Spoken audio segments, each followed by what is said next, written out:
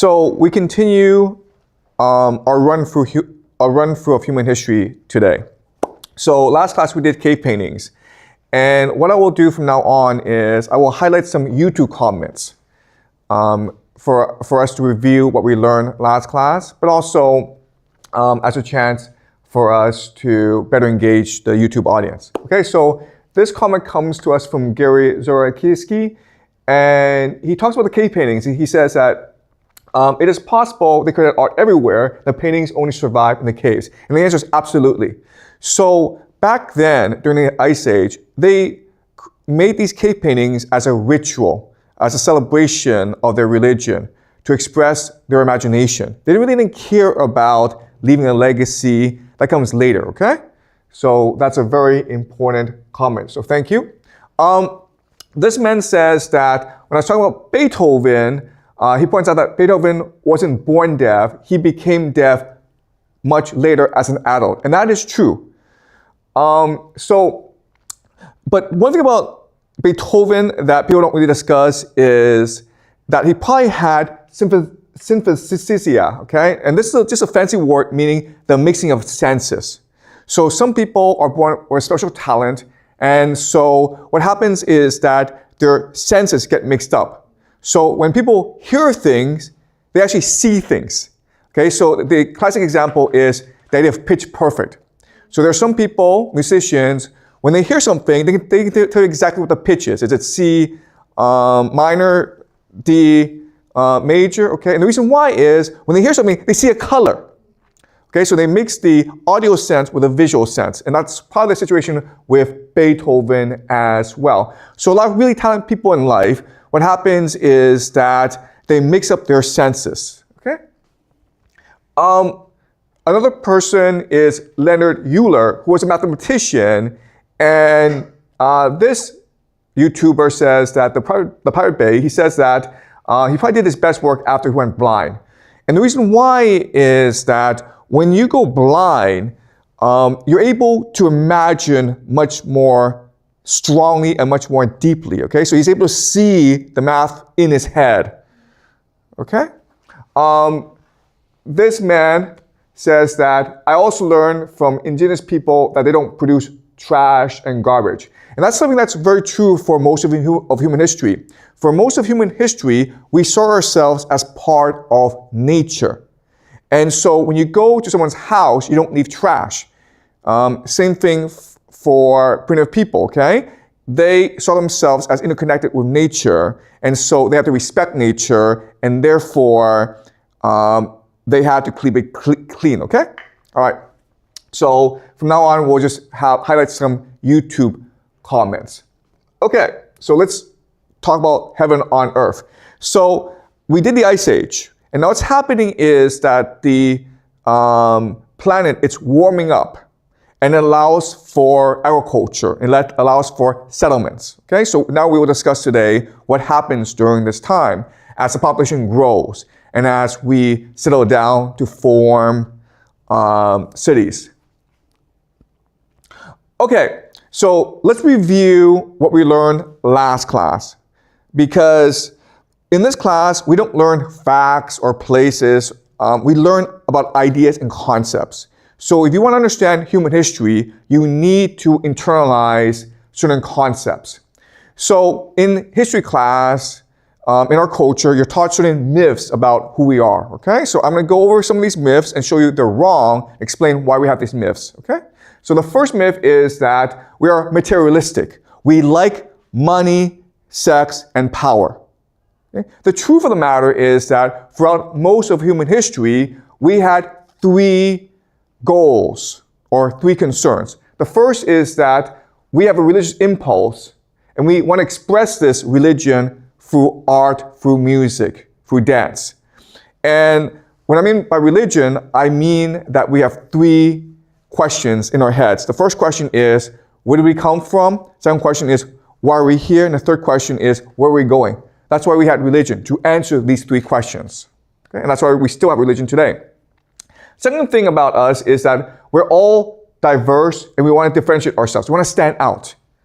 And the last thing is we are curious and we want to explore. That's fundamentally who we are.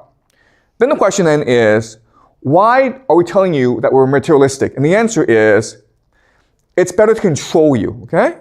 So in a society, there's a hierarchy, and the people in charge, they want you to work hard.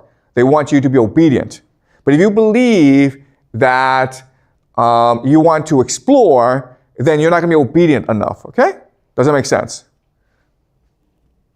Okay, second myth is, and this is going to be hard for you to understand, what you're taught is that the nuclear family, father, mother, children, that's the most natural human unit. And it's not true. Actually, if you look at most ancient societies, the most natural organization is that women are usually in control. Why? Because women have complete autonomy over their bodies. So they can choose who to have sex with. And that's where the power comes from. They control access to sex, which gives men pleasure. And with this power, they often choose to sleep with as many men as possible. Okay? And there are three reasons why they choose this strategy.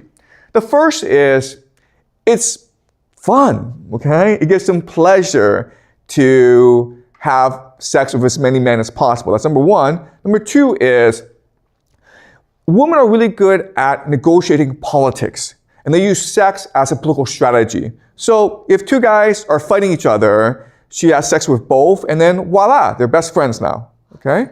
So women are very good at managing emotions through sex, okay? And then number three is the most important. If you're a woman, you want to make sure that all your children grow up successfully. They don't die, okay? And they're happy and they're healthy. So from your perspective, it's in your advantage to hide paternity, to hide the fact who the father is. Why? Because now all the men in the village, in the community, are responsible for raising a child. Because no one knows who the real father is, so everyone assumes that I could be the father. Okay? And this is historically how societies are usually organized, with a woman in charge. And as such, societies tend to be very egalitarian, because women don't really care about status and power. They care about harmony and balance. And the question then is, why did we change? And that's actually a very simple reason. The simple explanation is in order to produce more children. Because if you're a woman, you don't want to have too many children. You want to make sure that all your children have access to resources, but you also want to stay healthy, right? If you have too many children, it's possible you could die in childbirth. It's also possible that your children die in childbirth as well. So women have always practiced population control. But when we switch to a patriarchy, now we can have as many children as possible, okay? Because now women are basically become slaves, and their main duty is to have as many children as possible. And that's why after the transition from matriarchy to patriarchy, a lot of women start to die, okay? So that's number two. Number three is, humans believe in survival of the fittest. And that's not true. Historically, if you look at how societies are organized, we tend to be compassionate. We look after the ill. We look after the elderly. We look after the weak. Okay, that's who we are. We have empathy. We care about other people. So why do we believe in survival of the fittest? It should create fear and anxiety. Okay, if you have fear and anxiety, you work harder, but also it's easier to control you. Okay. Any questions so far? Okay, all right, let's continue. Number four, humans have gotten smarter over the centuries. And one thing that you will learn in this class is that's not true. Humans have always been smart, but we've expressed our intelligence in different ways. So primitive cultures, they express themselves through art. They had better memories, they were more sensitive, and they were more resilient than we are. So why are we taught that we're smarter? The answer is confirmation bias, because everyone likes to believe that we're smarter than the people who came before us. Okay? So now let me give you an example of how smart they were. So let's just say that you have a boat and you want to navigate the Pacific. Okay? That's very hard to do, and you usually need a computer. Why? Because there's so much information that you need to process in order to navigate the ocean. Okay, so let's go over some of the information. All right, so these are the Polynesian people. What's amazing about them is they settled the entire Pacific. Wherever there's an island, they had a settlement. And this is a testament to our desire to explore the world, okay? What is fascinating is how they did this, because if I were to put you in a boat in the Pacific, you'll probably die, okay? And that's true for most people. So the question then is, how do they navigate the Pacific? Well, what they did was this. They built boats that allow them to navigate Pacific. But as you can see, these are not large boats, okay? So they had to get to an island fairly quickly. So what they needed to do was read the stars. So in their heads, they were able to map out the stars, and from the stars, figure out exactly where they were. They also had to memorize oceanic currents, okay? How the oceans were moving in order to better navigate the ocean. Also, every island has its own distinct oceanic ecosystem. Okay? So there's so much information that they have to take in. They have to look at the wind. They have to look at the oceanic currents. They have to look at the stars. And that's why we have computers to do this for us today. But back then, they didn't have computers. So they had to do this all in their heads. Okay? And they had some maps that helped them. Okay? So this is a map of the stars, and this is a map of the oceanic currents. But they were all doing this in their head. And what's really amazing is, while they were out in sea, they couldn't sleep. Okay? They had to keep track of all this information to know exactly where they were. If they fell asleep, the navigator fell asleep, they got lost, and then they died. Okay? That's the power of the human imagination. Okay, last myth. We evolved from apes. And the truth is that we are imaginative and we can choose our own evolution. Okay? So, you're taught in school about the theory of evolution, how we evolved from apes. And maybe our bodies evolved from apes, but our minds did not. Our minds come from somewhere else, okay? So why are you taught we evolved from apes? It's to justify the power hierarchy, okay? Right? The people in charge are just stronger and better and more fit than we are. All right, so having reviewed last class, let's now talk about the religious imagination, okay? So this is the pyramids. It was built 2400 BCE, and today it's the same pyramids.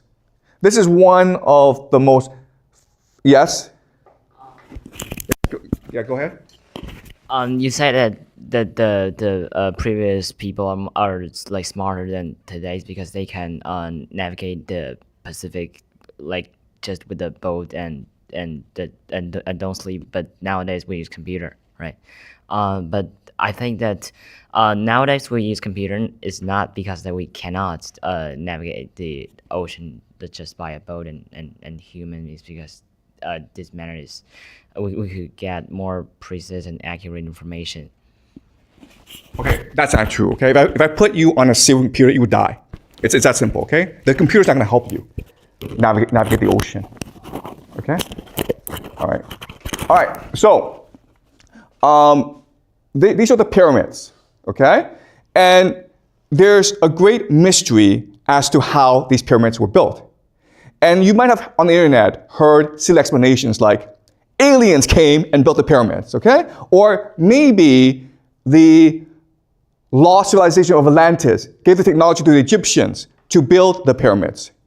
And this is an example of confirmation bias. We think that we're smart and everyone before was stupid, okay?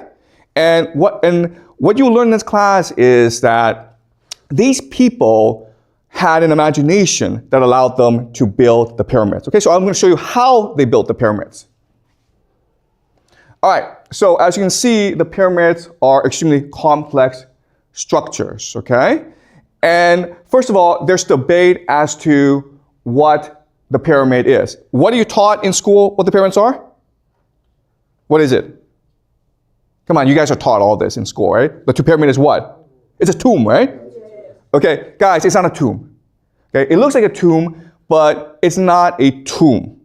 It's a temple, right? Okay? So how do they build the pyramids? So what happened was that they didn't have blueprints, they didn't have computers, but they had the imagination. So they could see the building of the pyramid in their heads. And what they did was they actually built it from the inside out. Okay? All right? So again, it's hard for us to imagine that they would do this because it's like, wait, you don't have a pen, so you couldn't write it down. You don't have a computer, so you can process all the information. They did it all in their heads. And that's the power of the human imagination. Okay? All right. And as you can see, it was a massive undertaking, huge organization. It took about 20 years and lots of people. And then the question then is, how were they able to organize in such a manner? And the answer again is empathy, the imagination. Someone had a vision, and this vision was so compelling that everyone knew exactly what part to play. Okay? Also, what's really important is that in school, you're taught that the pyramids were built because the pharaoh is God, and there's a tomb for the pharaoh, okay? That's really insulting to the Egyptian people. Like all cultures, the pharaoh wanted what's best for his people, okay? So the pharaoh would, in his lifetime, undertake a lot of public works projects, okay, including canals. Okay, so the pyramids were just a public works project, a temple. What's amazing about the pyramids is that we could not do the pyramids today, okay? Back to your point, we have computers. Guess what? We have all these machines, okay? And guess what? We cannot build the pyramids. Why? Well, because the way we work is different from the way they worked before. Let's go over the differences, okay? Ancient times, people had religious devotion. When they worked on a project like the temple, like the pyramids or whatever, the point was to bring heaven to earth, to bring God to earth, to create eternal peace. They felt that my dedication, my sacrifice would make my children, my grandchildren, my great-grandchildren all more prosperous, okay? That's why they worked so hard. Today, it's to make more money, okay? Second thing, vision. People back then had bigger brains, okay? Not bigger brains, but like stronger imagination. So in their heads, they were able to see the entire vision in their heads. And this vision was able to pass on to other people as well. It was almost like they had telepathy. It was almost like they could see the same thing, okay? The structure of the pyramid was designed in a way that people saw the same image and they worked towards that image. Today, we focus on something called top-down process-oriented management, okay? The idea here is, rather than work together, you just go and work a particular part. And then once you do that part, you go away, okay? So an example is maybe art class. Now, I'm not sure if you take art class, but you guys know, like, to produce a great piece of art, you stay in a room and you work really hard at it, okay? But in school, what do we do? Well, first thing we do is make you write a plan, right? And if you do the plan well, I give you 10%. Then after you do the plan, what do? You write the outline. Then you do a draft. Then you do an iteration, okay? You understand? We break it down into a process. And you think that this would lead to better results. It actually leads to worse results, okay? Because you're no longer focused on the vision, you just focus on the process. And that's why today, everything we do sucks, okay? I can give you the greatest computers in the world, and you really couldn't do the pyramids, okay? I can give you the best machines, the best computers, it wouldn't matter because you lack that vision. The last thing, and this is most important, is when you have vision, when you have religious purpose, everything you do is careful, okay? You put your best effort into doing it because you're trying to create eternity. Today, you try to do the least amount of work for the most amount of pay, right? So the idea today is to do it as fast as possible, as cheap as possible to maintain a budget. Okay? So do you understand? It's not about how smart you are. It's about your purpose in working. It's about how you work. And that's why everything we do today is just crappy. Okay? All right. Let's go over some examples of tremendous human achievement. Okay? This is the Hagia Sophia. And this was built and 532 in Constantinople. It's still in Istanbul. You can actually take a plane, get on a plane, and fly, and it's still there, guys, okay? This is a modern picture. So you can see the amount of attention and care put into architecture back then, okay? Because it's about bringing heaven to earth, creating heaven on earth. This, and you can see inside how beautiful it is, okay? And so every inch, every piece of the church is just beautifully constructed. Everyone who worked on it was working with the same vision and working with the same dedication. This is the Aachen Cathedral built in 1790, okay? And guys, this is what it looks like today. No different from what it looked like when it was first built. And guys, no one said this was built by aliens, okay? No one said this was built by the Atlanteans. So the idea that the Egyptians couldn't build the pyramids by themselves and had to rely on aliens, that's just a racist comment, okay? Also, Charlemagne, the first Roman emperor, the first Holy Roman Emperor, he's buried inside this cathedral, but no one's saying this is a tomb, okay? We all know it's a church. So the pyramids are a church, a temple to their gods. And once you understand that, then we can better understand how they built the pyramids, okay? Does that make sense? Okay, and this is what it looks like inside, okay? Again, this is today. You can actually get a plane, go to Germany, and go walk inside this church and see for yourself how beautiful it is. Back then, they put care and love into everything they did because they believed that what they did was to make a more godly spiritual world. Okay, the Manhattan Project, okay? This is probably the greatest achievement of humans in the 20th century. All right, and there were 100,000 scientists who worked on the Manhattan Project to build the nuclear bomb. Same concept where they believe that they were creating eternal peace on earth, heaven on earth, and that's why they worked so hard. And guess what? They were right? Because now with the atomic bomb, nations are afraid to go to war. Before the atomic bomb, World War I, World War II killed tens of millions of people. And even though there's still wars, they're not as devastating as before. Okay? All right, so this idea of bringing heaven to earth, it goes way back to the beginning of humanity. This is Göbekli Tepe.